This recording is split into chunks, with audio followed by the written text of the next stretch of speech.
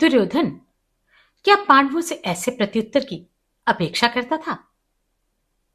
जानते हैं आगे क्या हुआ। संपूर्ण महाभारत कथा के अंतर्गत उद्योग पर्व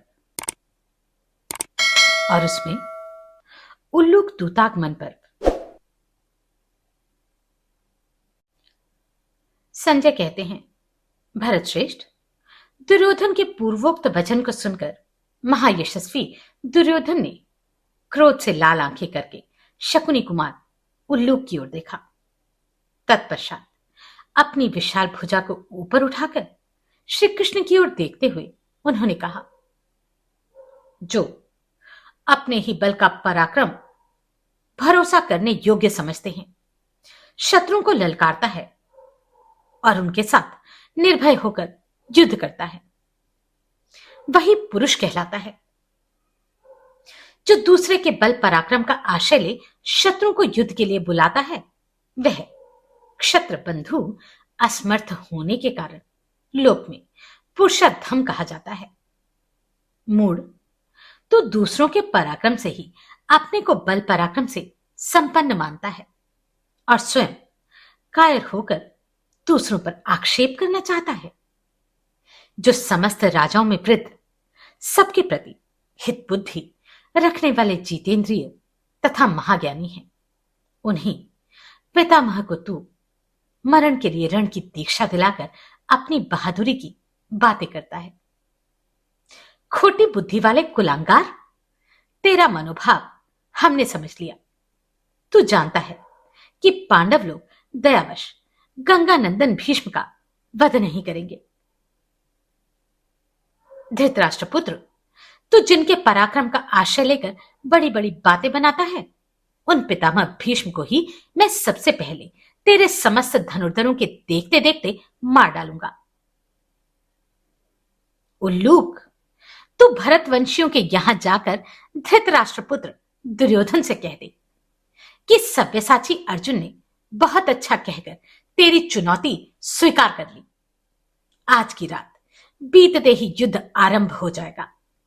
सत्यप्रति और महान शक्तिशाली भीष्म जी ने कौरव सैनिकों के बीच में उनका हर्ष बढ़ाते हुए जो यह कहा था कि मैं संजय वीरों की सेना का तथा शालव देश के सैनिकों का भी संहार कर डालूंगा। इन सब के मारने का भार मेरे ही ऊपर है। दुर्योधन, मैं द्रोणाचार्य के बिना भी संपूर्ण जगत का संहार कर सकता हूं, अतः तुम्हें पांडवों से कोई भय नहीं है। भीष्म के इस वचन से ही तूने अपने मन में यह धारणा बना ली कि राज्य मुझे ही प्राप्त होगा और पांडव भारी विपत्ति में पड़ जाएंगे। इसलिए तू घमंड में भरकर अपने ऊपर आए हुए वर्तमान संकट को नहीं देख पाता। अतः मैं सबसे पहले तेरे सेना समूह में प्रवेश करके कुरुकुल के वृद्ध पुरुष भीष्म का ही तेरी आंखों के सामने वध करूंगा। तू सूर्योदय के साथ सेना को सुसज्जित करके ध्वज और रथ से संपन्न हो सब और दृष्टि रखते हुए सत्य प्रतीक भीष्म की रक्षा कर।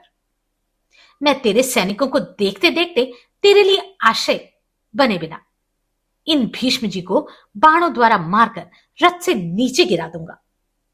कल प्रातः पितामह को मेरे द्वारा चलाए हुए बाणों के समूह से व्याप्त देखकर दुर्योधन को अपनी बढ़बढ़कर कही हुई बातों का परिणाम ज्ञात होगा। सुयोधन, क्रोध में भरे हुए भीमसेन ने उस क्षुद्र विचार वाले अधर्मज्ञ, नित्य बैरी, पाप बुद्धि और क्रूर कर्मा तेरे भाई दुशासन के प्रति जो बात कही है, उस प्रतिज्ञा को तू शीघ्र ही सत्य हुई देखेगा। दुर्योधन, तू अभिमान, दर्प, क्रोध, कटु भाषण, निष्ठुरता, अहंकार, आत्म प्रशंसा, क्रूरता, तीक्ष्णता, धर्म विद्वेष, अधर्म, अतिवाद, वृद्ध पुरुषों के अपमान तथा टेढ़ी आंखों से देखने का और अपने समस्त अन्याय एवं अत्याचारों का घोर फल शीघ्र ही देखेगा। मूढ़ नराधम, भगवान श्री कृष्ण के साथ मेरे कुपित होने पर तू किस कारण से जीवन तथा राज्य की आशा करता है? भीष्म, द्रोणाचार्य तथा सूतपुत्र कर्ण के मारे जाने पर तू अपने जीवन, राज्य तथा पुत्रों की रक्षा की ओर से निराश हो जाएगा। सुयोधन, तू अपने भाइयों और पुत्रों का मरण सुनकर और भीमसेन के हाथ से स्वयं भी मारा जाकर अपने पापों को याद करेगा। शकुनी पुत्र, मैं दूसरी बार प्रतिज्ञा करना नहीं जानता, तुझसे सच्ची बात कहता हूं। यह सब कुछ सत्य होकर रहेगा। तत्पश्चात युधिष्ठिर ने भी धूर्त ज्वारी के पुत्र उल्लूक से इस प्रकार कहा, वत्स उल्लूक, तू दुर्योधन के पास जाकर मेरी यह बात कहना। सुयोधन, तुझे अपने आचरण के अनुसार ही मेरे आचरण को नहीं समझना चाहिए। मैं दोनों के बर्ताव का तथा सत्य और झूठ का भी अंतर समझता हूं। मैं तो कीड़ों और चींटियों को भी कष्ट पहुंचाना नहीं चाहता, फिर अपने भाई बंधुओं तथा कुटुंबीजनों के वध की कामना किस प्रकार कर सकता हूं? तात, इसलिए पहले मैंने केवल 5 ही गांव मांगे। दुर्बुद्धे, मेरे ऐसा करने का यही उद्देश्य था कि किसी तरह तेरे ऊपर महान संकट आया हुआ न देखूं, परंतु तेरा मन लोभ और तृष्णा में डूबा हुआ है। तू मूर्खता के कारण अपनी झूठी प्रशंसा करता है और भगवान श्री कृष्ण के हितकारक वचन को भी नहीं मान रहा। अब इस समय अधिक कहने से क्या लाभ? तू अपने भाई बंधुओं के साथ आकर युद्ध कर। उल्लूक, तू मेरा अप्रिय करने वाले दुर्योधन से कहना, तेरा संदेश सुना और उसका अभिप्राय समझ लिया। तेरी जैसी इच्छा है वैसा ही हो। तदनंतर भीमसेन ने पुनः राजकुमार उल्लूक से यह बात कही, उल्लूक, तू दुर्बुद्धि, पापात्मा, शठ, कपटी, पापी तथा दुराचारी दुर्योधन से मेरी यह बात भी कह देना।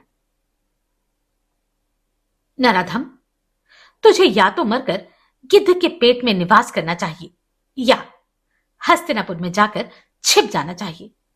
मैंने सभा में जो प्रतिज्ञा की है उसे अवश्य सत्य कर दिखाऊंगा। यह बात मैं सत्य की ही शपथ खाकर तुझसे कहता हूं।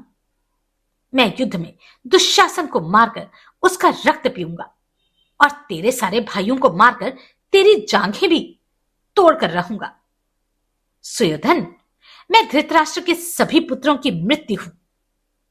इसी प्रकार सारे राजकुमारों की मृत्यु का कारण अभिमन्यु होगा, इसमें संशय नहीं है।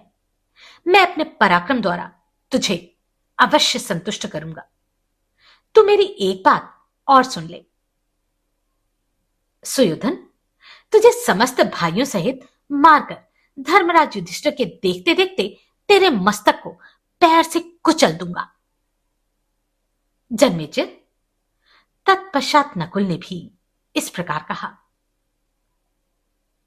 उल्लूक, तो कुरुकुल कलंक धृतराष्ट्र पुत्र दुर्योधन से कहना, तेरी कही हुई सारी बातें मैंने यथार्थ रूप से सुन ली।